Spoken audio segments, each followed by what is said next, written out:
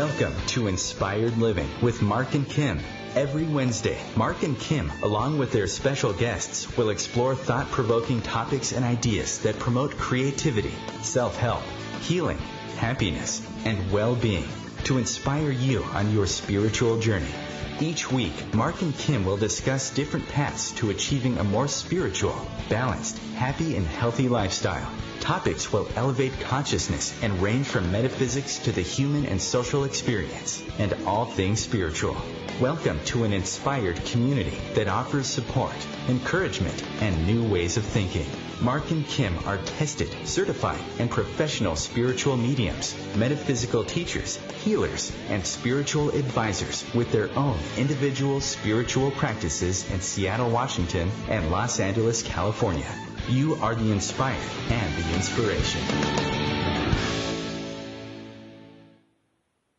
You are the inspired and the inspiration. Hello, inspired listeners. Welcome back to another Wisdom Wednesday of Inspired Living Radio here on the OMTimes Radio Network. Wherever you may be in the world listening from, we love our inspired listening community. And today is going to be a fun, interesting, inspiring show as we go beyond mindfulness with our special guest that's joining us live from Israel. But before we get to that, there's a few things that we need to catch up on and go through, and most importantly, bring on my co-host, Kim Salkin, founder of Love First, who is in Richmond, Virginia, joining us. We've got an international call today. We're Seattle, Washington, Richmond, Virginia, Asheville, North Carolina, and Israel. And so we're going to just make this a global event today. Hi, Kim. How are you? Hi, Mark. Good afternoon, Inspire listeners. It's great to be here. Isn't it wonderful, Mark, that we've got guests that call in from all over the world to join us, to share with us their wisdom, and it's just beautiful. So I'm excited about this show today and happy to be here. If you'd like to connect with me, you can do so at lovefirst.info. If there's anything that I can do to support you in the way of readings, healings, or hypnosis, please reach out. On Fridays, I do a live Facebook event called Aloha Freedom Fridays, where we have conscious conversation, Q&A, mini readings, and this Friday's topic is going to be on valuing your energy because you value you. But back to our show today, we've got a great show ahead of us. And if you are interested in calling in, if you've got questions for us, you can do so at 202-570-7057, or you can send them through on our Facebook page, which Mark and I will be checking. If you'd like to interact with us on social media, you can find us under Facebook, under Inspired Living Radio, Twitter and Instagram, Inspired for Us, Google+, Inspired Living with Mark and Kim. You can also listen to all of our archives on OMTimes Radio, Podbean, SoundCloud, marklanehart.com, YouTube, iTunes, and lovefirst.info. So if you missed the live show, there's all kinds of ways in which you can catch up on the podcast. And there's so many different topics that we've covered over the years, just in place to support people on their path. And so hopefully it's assisted you in some way along the way too. Every month we do have an inspired affirmation. And this month is, I love and honor my body. Such an important thing that so many of us forget to do. We forget how much our body does for us. We have all kinds of demands on our body, and it's important that we love, we care for, we have complete gratitude and appreciation for all it's done for us over, our lifetime, the many years that we've been on this earth. So, Mark, back to you. How's everything in Seattle? Well, everything is great in Seattle. It's a little cloudy, as you can expect in a January in Seattle, Washington, the Pacific Northwest. Today's, it's interesting. I love how the synergy and the synchronistic work that we do, what people call synchronistic, I always call it flow. But, it was 19 years ago, today, the 23rd of January, that my life literally changed with a phone call. This was the day that my brother was murdered, and I got notification of his passing. And, it's been 19 years, but it's just amazing that was a transformational time for me, because I wouldn't be on the radio with you, Kim. I wouldn't be doing the radio show. I wouldn't be doing my spiritual practice that I do today. It's a date that, forever changed my pathways, my belief systems, how I see the world to this day. And, the reason that we do the work that we do, Kim, is because of our own tragedies and transformation that has put us on this path of inspiring people. And that's why we say you are the inspired and the inspiration. And so I want to just give an inspired listening shout out to my little brother, Michael, who would be in his 40s now, which is crazy to think, but he was murdered 19 years ago at the age of 21. And it's just always a reminder to keep moving forward. And, there's just, don't regret growing older for our listeners out there. It is a privilege denied to many. And so it's a very interesting synchronistic day for me, the 23rd of January. But we're going to bring some positive vibration and inspiration into our planet right now as we get ready to welcome our guest and talk about mindfulness and what's waking up to this precious life all about. And again, if you want to learn more about the work I'm doing here in Seattle, Washington, you can go to marklanehart.com, internet search The Intuitive Prospector. Love to help you do a little spiritual prospecting for your own spiritual gold. And you too can catch me. That's what I was telling Stephen. We have the whole week covered, Kim. I've got Metaphysical Mocha Mondays through Facebook Live at 8 a.m. Pacific Standard Time. Then we have Wisdom Wednesdays, which we're doing right now live on the air all around the world with our inspired listeners. And then Friday, you've got Aloha Freedom Fridays.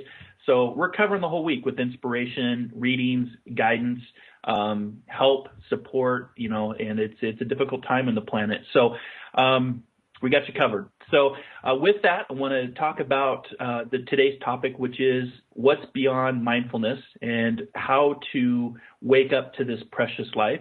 Our guest today is Stephen Fulder. He's a PhD, and he's a founder and senior teacher of the Israel Insight Society, the foremost organization in Israel teaching mindfulness and other meditative practices. Stephen, for the last 25 years, has guided thousands of people in Israel and worldwide in exploring Buddhist teachings, practices, and perspectives, because it really is about perspectives. We all sit at the same circle. We just have a different perspective of where we sit in that circle, right? So he's also well known for applying these methods to promoting peace in the Middle East. He has written 14 books on health-related subjects. And today's topic, What's Beyond Mindfulness, it's been a bestseller in Israel for 18 weeks. And Stephen is a leading peace activist, and he is, been doing this for a long time. So I think, Kim, you and I are going to get some knowledge and inspiration as the co-host today. The book was endorsed by Jack Kornfield and James Baraz, and this book itself, and I've read it, goes way beyond mindfulness, and it's filled with important concepts such as happiness is found in being, not having, to the impact of deep listening and sharing our suffering as a way to create empathy and build bridges amongst war-torn groups. I mean, he's right there in a war-torn environment that's been going on for thousands of years.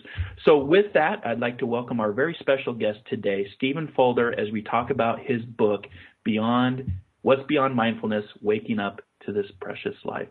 Stephen, welcome to Inspired in Radio with Mark and Kim. Thank you. Thank you, Kim and Mark. I'm delighted to be here. It's a great privilege, and it is amazing that I can talk from so far away and be part of a kind of collective. And I just love the inspiration. Inspiration means breathing in. It comes from the Latin. And so in some way or other, everyone who is joining this program right now is breathing in together. And it's, for me, a nice symbol. Oh, I love that. Yeah, let's just take a second and just find the magic in the moment and do exactly what you said. Breathe this moment in, because I think it's very important. So I'm just breathing it in. Thank you for bringing that up, Stephen, because that's exactly what our world needs today is for us to come together in unity, and for just acknowledging that that's what we do when we come together on Wednesdays from all over the world. We come together in unity to share and to learn from one another. So thank you for reminding us of that. Mm-hmm. Yeah, there is a certain power in presence. One of the places, if you like, that's beyond mindfulness is where mindfulness becomes part of our life. Then it's no longer a technique. It's not something that is similar to going to the gym. It's actually entering our life constantly, whether we're washing up in the kitchen, we're going for a walk, we're changing the diapers of our kid. Mindfulness becomes a way of living. And then something very deep happens to everything in our life. Our life is transformed by that sense of presence. We can feel it right now. If all of our listeners are just now feeling where they are, their feet on the ground, what is going through their minds, what is going through, what is in front of you, what do you see, and how are you, what's in your heart right now. So we all of us have the power to kind of arrive into this moment in a total way and stay there, and then really becomes life transforming. Oh, wow. So, Stephen, tell us about this book. How did this book start to manifest, and how did you put the pen to paper to bring the words alive? I mean, it's an international bestseller, and it looks like it was on the bestseller list for 18 weeks. That's fantastic, and congratulations. But what was the mindfulness of bringing this book together, I guess is what I want to say. Yeah, sure. Well, I've been practicing for 40 years. I first actually benefited from the British government. I'm British. The British government sent me to India as a lecturer in biochemistry. And I found myself next to the Ganges in India. And of course, I picked up Indian spirituality. I gave Western knowledge, but I picked up Eastern knowledge. And so 40 years I've been practicing. And it just occurred to me that after all that time and talking to so many people and teaching really thousands and thousands of people, I need to actually make a summary of what I've learned in these 40 years. And so the book is a product of that. And I really intended in this book that this book will not be a beginner's first grade mindfulness book. There's so many of them. There's thousands of books that just talk about mindfulness. This book is really about how to live an awakened life. In other words, if you have an awakened point of view, how do you view your workplace? How do you view sickness if you or others become sick? How do you view peace and conflict, which is something I've been involved with very intimately here in the Middle East? How do you view money? So what does life look like from an awakened point of view? I decided that had to be, and I don't really see books that deal with that much. Their books are instructional, what is mindfulness, but to actually bring an awakened perspective to our daily life, I don't see so many books doing that. And that was the trigger, in a way, to write this book. Mm-hmm. And you've written 14 books, so would you recommend people read the other books before they build up to this book, or is it a book that you can just jump right into more? It's more on the advanced of what you're saying, but is it something that a beginner, somebody that's just starting down the spiritual path could jump into this book and realize its full potential, or would they need to start with a different book?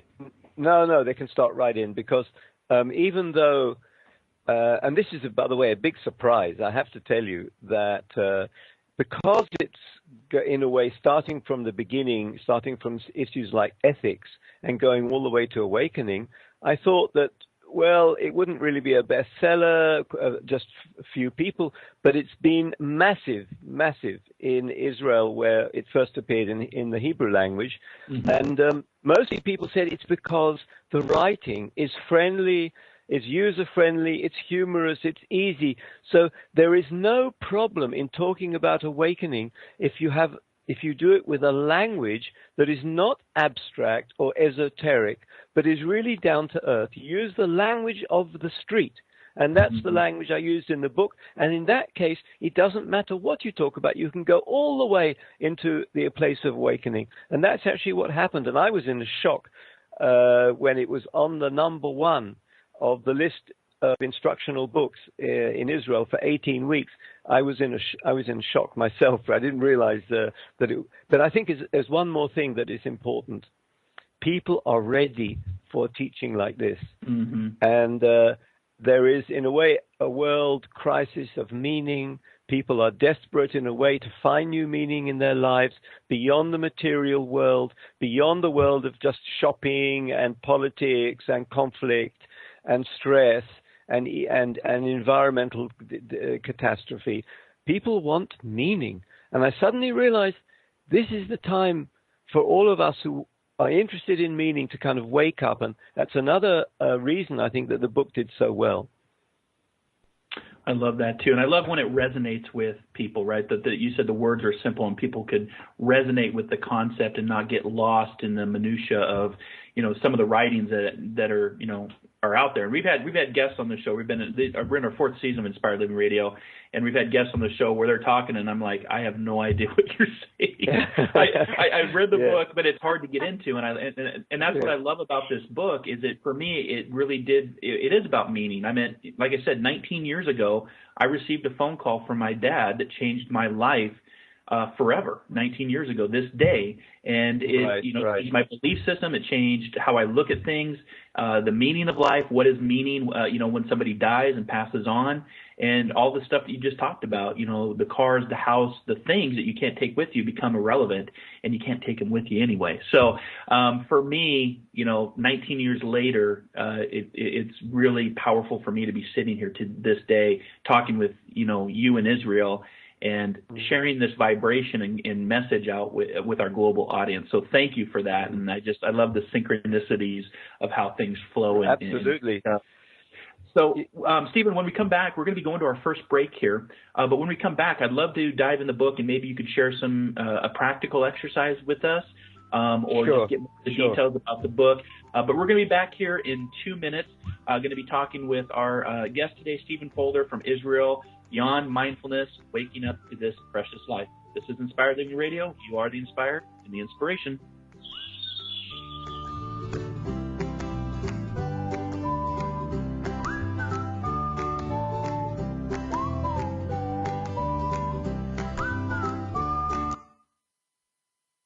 The future of Internet radio is here.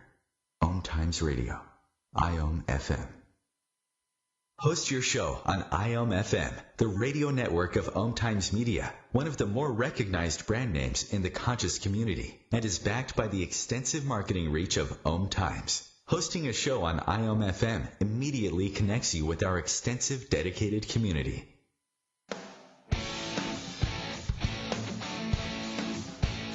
Are you seeking answers to life questions? Would you like to connect to a departed loved one? Are you suffering from pain, stress, or anxiety? Kimberly Thalkin is a tested, certified, and professional psychic, spiritual medium, energy healer, hypnotherapist, and the founder of Love First, where life transformations happen.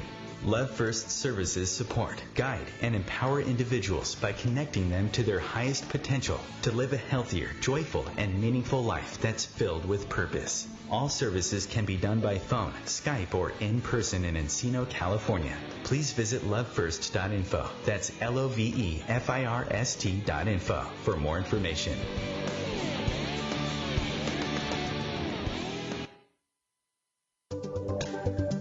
Hi, I'm Kelly Fox, host and astrologer of The Astrology Show. Each week, I'll give you access to the current transits, which are a valuable tool that provide astrological information to help unlock the potential each of us has. Understanding the stars can help steer us in the right direction to make better informed choices. So if you're wondering what's going to happen in your week ahead, be sure to tune in to The Astrology Show for guidance, Mondays at 9 p.m. Eastern Time. Death Row Dogs Rescue is a 100% all-volunteer, no-kill rescue 501c3 nonprofit organization. We are run solely by volunteers who dedicate their time and resources for the past 30 years to rescuing homeless pets from the streets in Los Angeles and surrounding areas, and from city and county animal shelters who are on death row, often moments away from being euthanized. We provide housing, medical care, and training to these neglected, abused, and often severely injured animals. Donate now, save a life, and allow these beautiful dogs to experience a home life filled with love. All donations are greatly appreciated and are tax deductible. Please visit www.deathrowdogsrescue.com to see some of our amazing dogs who need homes. Do not breed or buy. Make adoption your first option.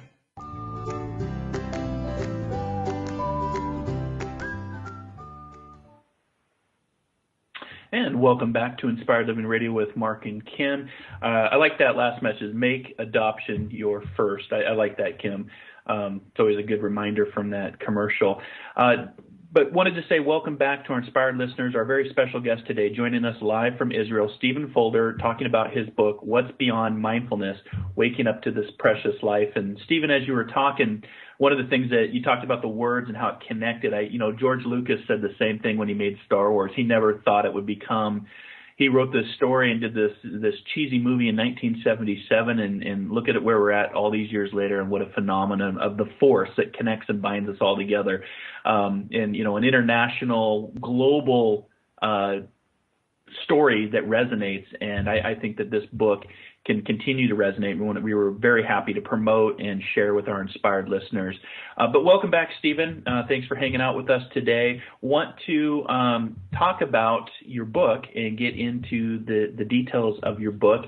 And your first chapter that you talked about in your book is, Have You Forgotten? Have we forgotten? Yes. Well, let's say we haven't really forgotten. It's a poem. The first piece is a poem in which I question whether we're actually living on automatic pilot, and we're kind of acting out our life in a rather automatic way, and we've gone to sleep, or we forgot. And we forgot really to look into or inside reality. And in this poem, for example, I asked, do you see behind the eyes of someone else that you're facing? Can you watch the clouds passing by? Can you experience the touch of a leaf? I'm talking really about being in touch, which is something we know as a child, but then we forget because we get so busy. We go shopping somewhere. We go in our car. We think we've got to go out and buy something. We don't know what's our hands doing, what our feet is doing, what our breath is doing. We don't even know really what our mind is doing. It's just planning something, but we don't know it. So the first thing is, we haven't forgotten completely, but we have to wake up, and then we'll remember. And interestingly enough, the original word in the Pali language, which is the early Buddhist language for mindfulness, means actually remembering. Interesting. Remembering. Okay. Keep going. I like this. Okay. So actually, what I'd like to do is a small exercise with everybody. Is that okay? Oh, yeah. Brilliant. Let's do it. Yeah, okay. All right, let's go for it. So we'll take a few minutes, and wherever you are, if you're sitting, standing, lying, or walking, whatever you are, wherever you are, if you can, take a moment just to stop. And you feel your 2 feet on the ground. And get a sense that you have arrived. You're back here, in the here and the now. And the first thing you might feel is, well, actually, I'm alive. I'm here. Wherever the environment is, whatever is happening around you, I'm alive in this world. And not only that, I've arrived home, because we belong to where we are. We belong to this world. We belong to consciousness. We belong into awareness. So it's not just arriving. Mindfulness, or what's beyond mindfulness, is the real sense of coming home to our lived experience. So let's feel that now in the body, in our hands, in our feet. We can hear the sounds around us.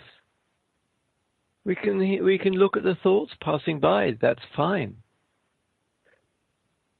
But all through us there is a quality of awareness. We know we're alive and present right now in this world. And it's fine. It's perfect. We may have many, many problems in our life, but right this minute, we've arrived in a place that's actually perfect. I'm here, I'm alive in this world, and there's nothing wrong. So let's just take a few seconds. I'm not going to talk for a few seconds, just to feel that quietness of arriving home.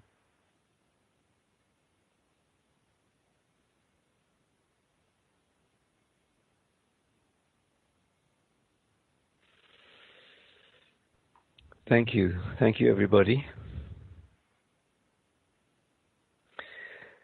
And I want to say one more thing, that Kim, when she mentioned the affirmation of this week, she said that we should, in a way, love our body and acknowledge and have gratitude to our body. I just want to say that mindfulness itself is not a technical thing. It is actually love. When we think about what mindfulness is, we pay attention, we shine the light on what it is we look at. For example, our breath and our body, our hands, our feet, our tummy. But actually what is really happening is that it's love, because we are listening to our body, our breath, our mind. And this listening is like a mother listening to a child. We give it space, we pay attention. And if there's a pain in the body, we're listening to that pain and responding to it. The pain is simply the body calling for our attention, and we're giving it. So mindfulness is a lot more than just a technical process of awareness, of noticing things. It's actually giving love and care. And that's one step beyond mindfulness.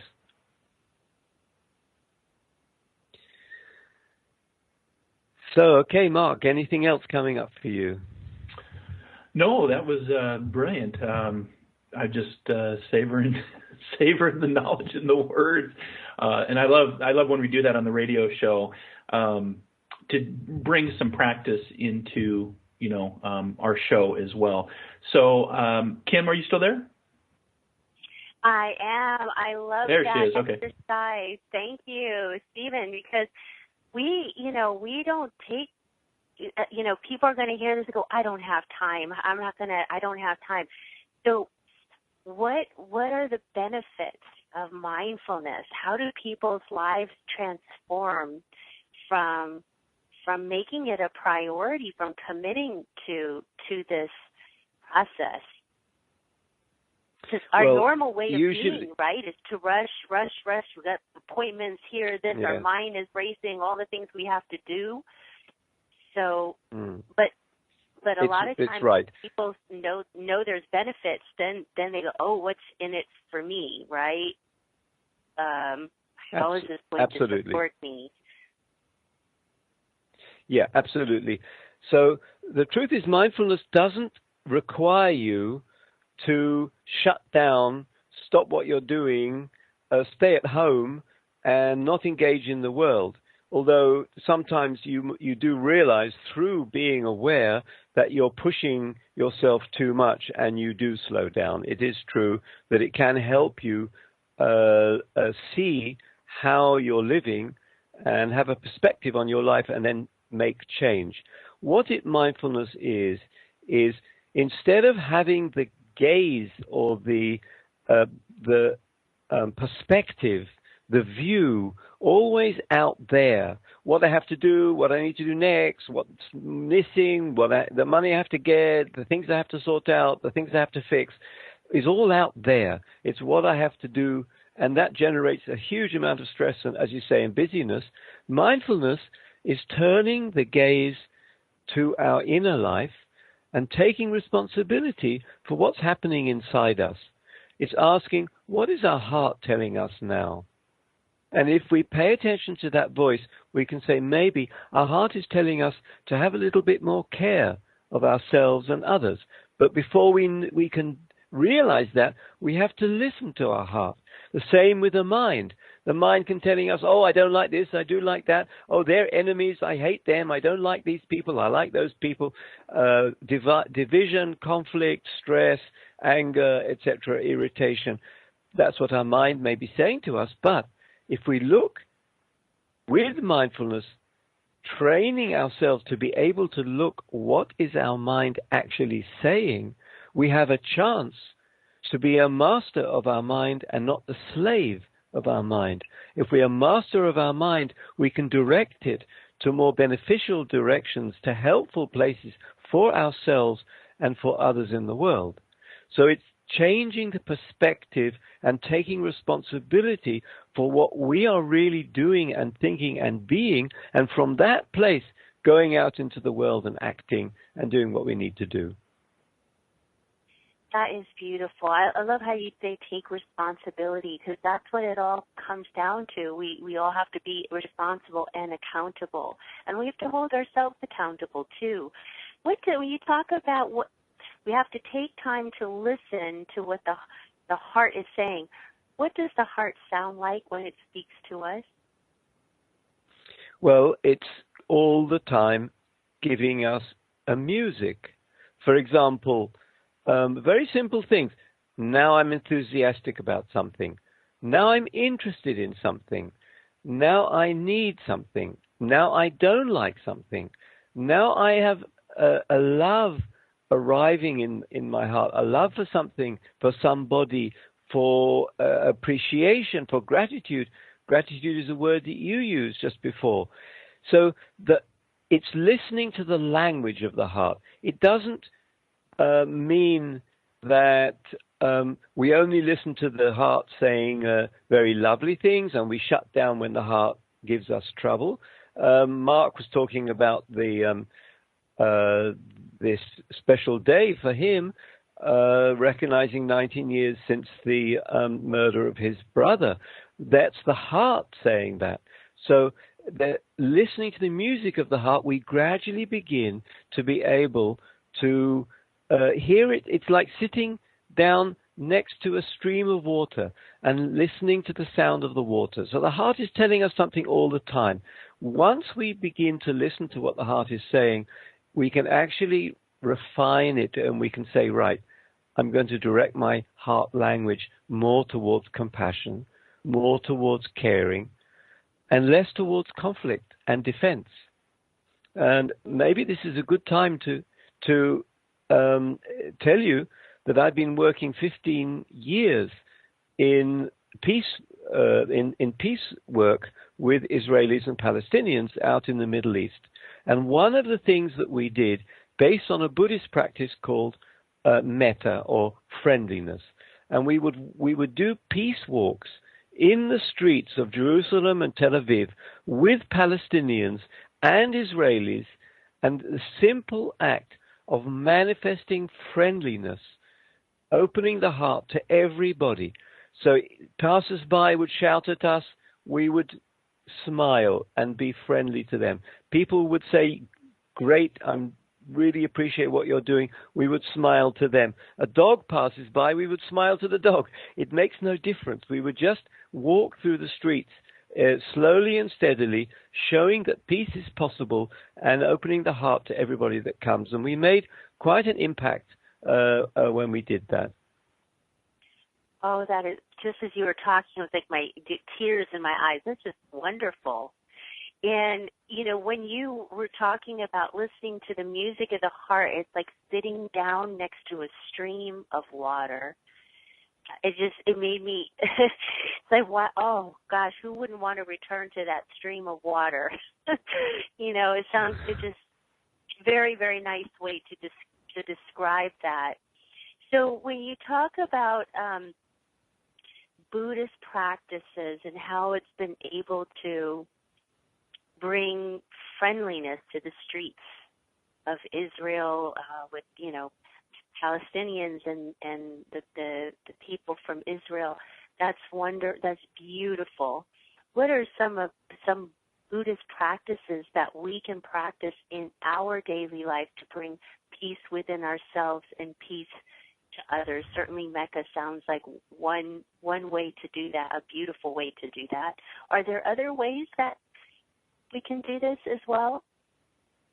Yes, of course. I mean, the Buddhists are experts in inner space. It's been developed 2,500 years, and there's around 10,000 meditation practices in the Buddhist texts. So there's really a very rich field. So, for example, one place that is really helpful is, instead of fear, trust. In the Buddhist teaching, there is a big emphasis on the building of trust and finding life as your refuge. The last words of the Buddha, more or less before he died, were, be an island to yourself, and standing steady in your life, you will be able to resist the stormy seas of life. So there is another aspect is trust, which is about knowing that the world is not against us, having trust where we can, opening our heart to trust and confidence, standing our ground. We learn that in meditation too. It's part of meditation, which is feeling ourselves sitting like a rock, steady, ready for anything. Let the mind talk, that's okay. Let the heart talk, that's okay. I'm in the middle of it, I'm ready for anything. So that's one of the aspects. Certainly it helped us in peace work when we were experiencing fear of going beyond the comfort zone, so we needed a trust.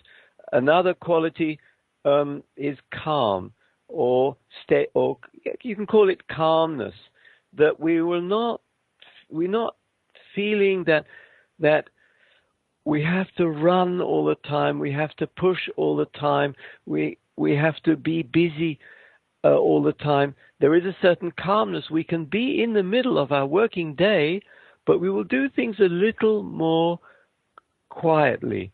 So the sense of inner quiet and outer quiet. When someone shouts at us, we don't need to respond instantly. We can take a breath, we can feel our quietness, and then we can answer more quietly and more wisely. So taking those gaps in our life, the small stopping points, and the sense of calmness as we walk down the street or as we talk to other people, that's another aspect which is very important in the Buddhist teaching. Yes, well, trust. I mean, there's so many feel that life is there's not a trust or a connection to life in that way. So I could see where that would be very, very beneficial to see life as supporting us. And with that, we're going to head into our break today, our final break. We'll be back in 2 minutes. Stay with us.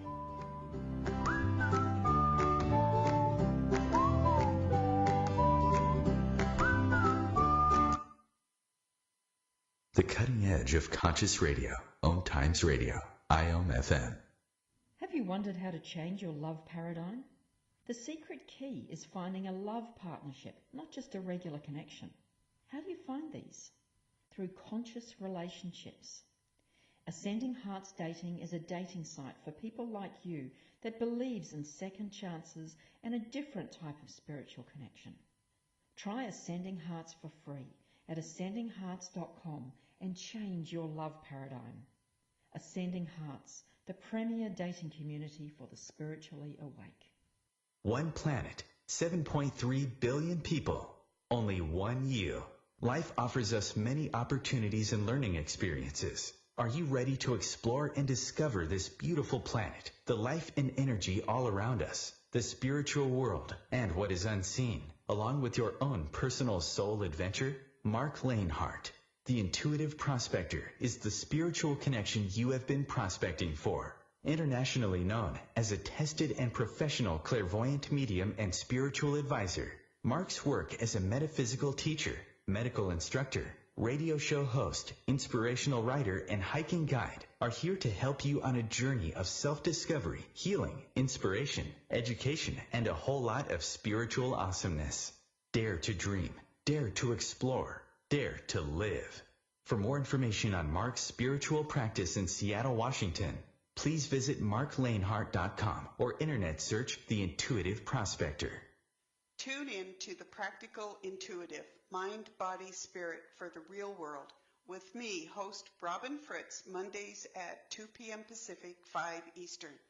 I'll cover personal and business intuition, animal communication, mediumship, space clearing, past life regression, shamanic insights, energy healing, soul choice, and more, all to help you tap your own intuitive and healing skills.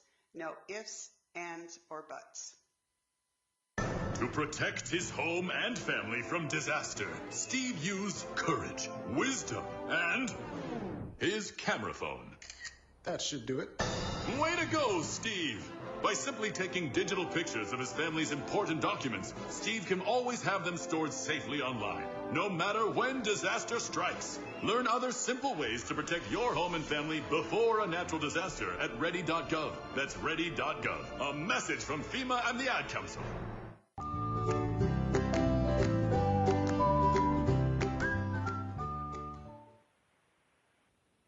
And welcome back to Inspired Living with Mark and Kim and our special guest today, Dr. Stephen Fulder. Thank you so much for being with us and just sharing some really beautiful things for us to think about when it comes to bringing greater peace and joy into our lives. So before we went to break, we were talking about some Buddhist practices that you've used in the Middle East, bringing peace to places that have not been in a place of peace, and then you shared some practices that we can use in our own daily lives. So, these Buddhist practices, you've been one of the pioneers bringing Buddhist practice to the West over the past 40 years. Where is it going? It's an interesting question. I think that Buddhist practice has arrived in the Western world as mindfulness. So people know mindfulness. They don't really know the whole Buddhist teaching, but mindfulness is very, very big. I was just invited to give a workshop in the British Parliament, which was actually at the last minute cancelled, on the issue of conflict. And it was interesting that it just showed me, and 100 members of British Parliament have practiced mindfulness, just an example of how widespread it is. So I think what's happening is new ideas, when there's a crisis or when there's a difficulty, new ideas always come from somewhere else. And this is the time when new ideas and new practices are coming from the East in a way to help us in the Western world when we got pretty stuck in Western culture, in a very materialist world that we built. So I think it's going to be bigger and bigger mindfulness, and then gradually we're going to go into a place which is beyond mindfulness. I see mindfulness as a gate, and what's beyond mindfulness is the garden. It may not be everybody that goes through the gate into the garden, but when we go into that, many, many people will do, and will discover more and more teachings and practices, which I would say go to the world of spirituality. Here, we're in a way, another territory. It's beyond mindfulness. It's about intimacy and a total connection between us and the world. If we are connected to the world more deeply, we will save the world. We are not going to pollute it and destroy it if we are connected to it. So what's in a way beyond mindfulness is a world of interconnection and interbeing, where we feel belonging to the world and one with the world. I just want to tell you something really, really fascinating. Out in Israel, we've been doing some research, and it's been research basically on myself as the guinea pig.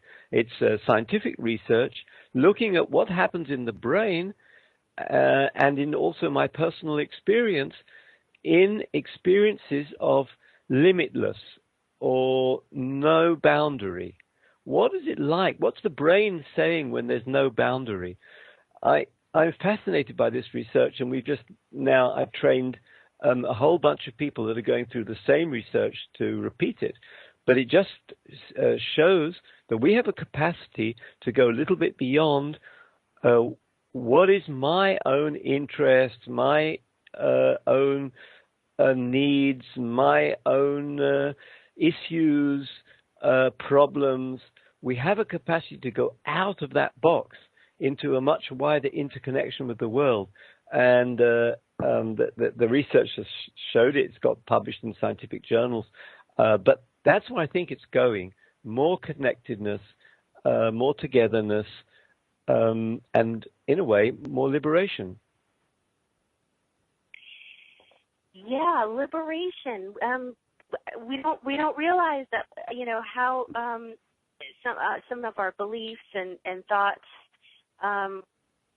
create limitations for us, and to be liberated from the old ways is just it's so freeing. And the notion of the interconnectedness, because I think we all talk about that, we're one, we are one, but we don't really understand it.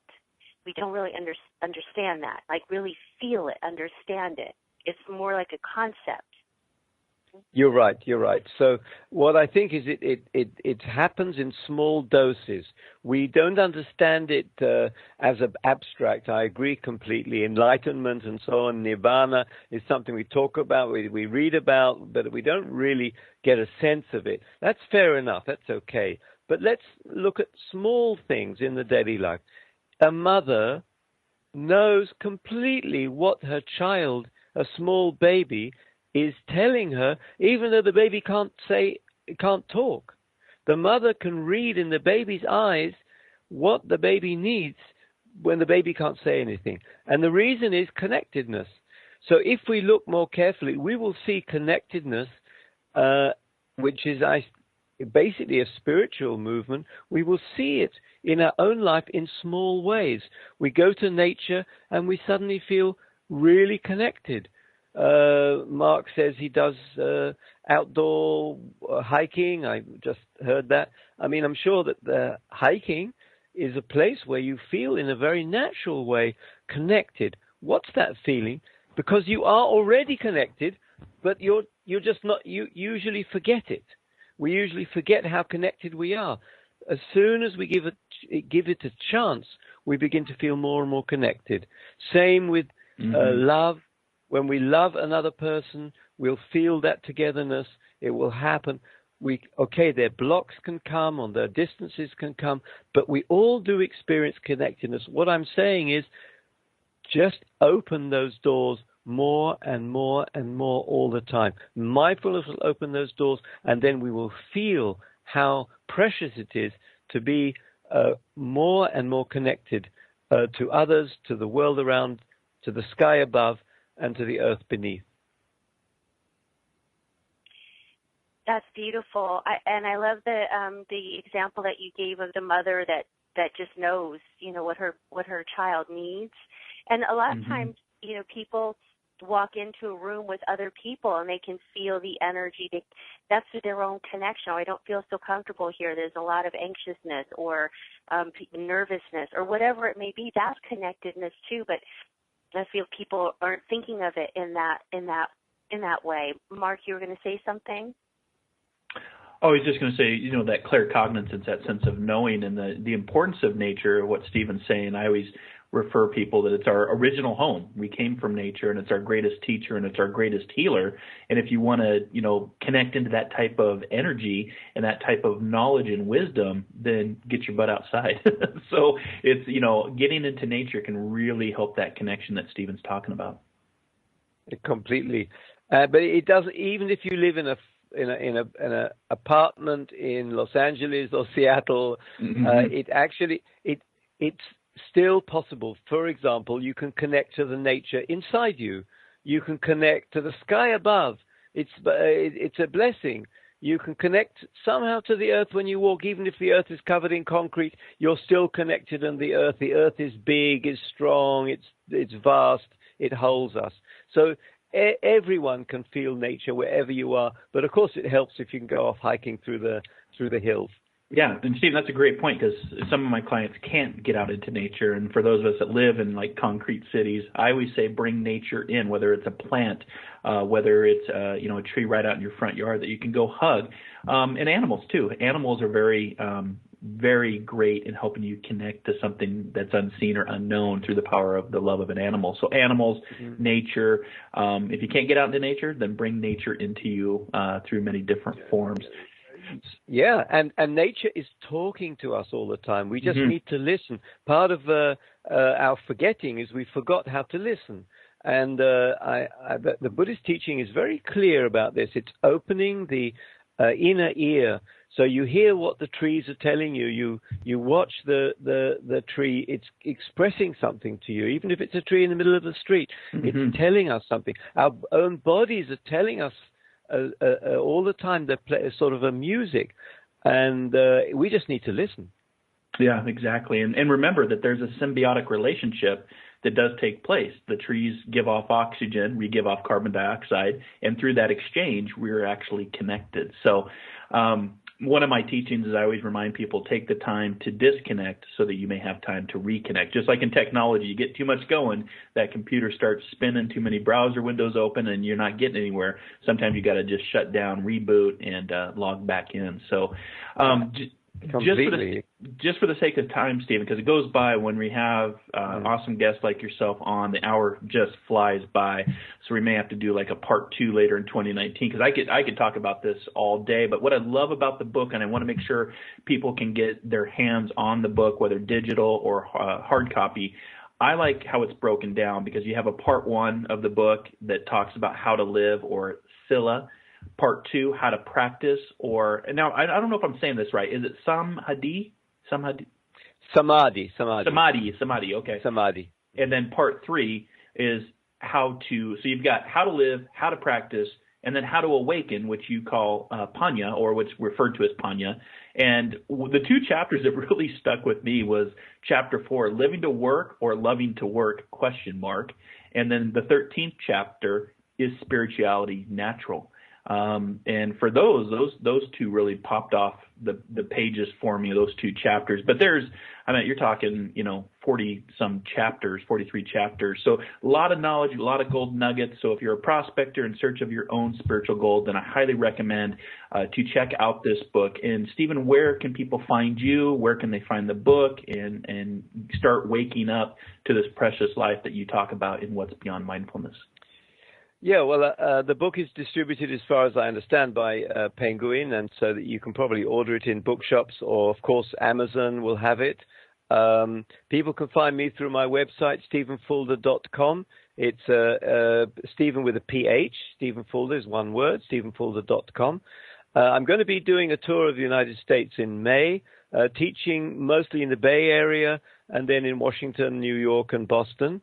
So if you're in those areas, you might be able to look me up through any kind of connection to the Insight movement or Buddhist teachers or teachings.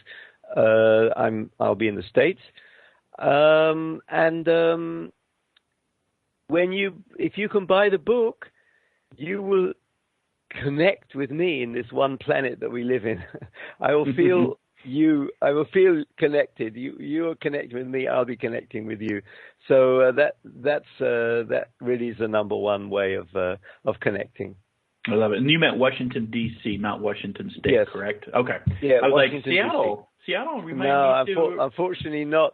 I'd love to come. Maybe another time I'll come up and visit you. But at this time I'm very limited. I teach so much out in Israel that I can only spend a month in the States this time around.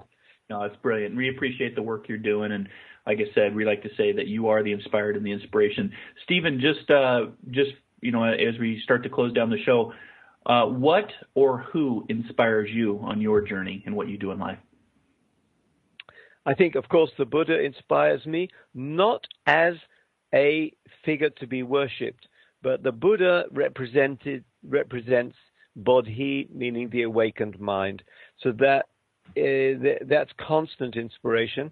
And I think now All I can say is the sun and the moon and the sky above and the earth beneath. There's no one human being. I mean, the Dalai Lama is a huge figure. I have had figures in my life, Christopher Titmuss and Jack Kornfield.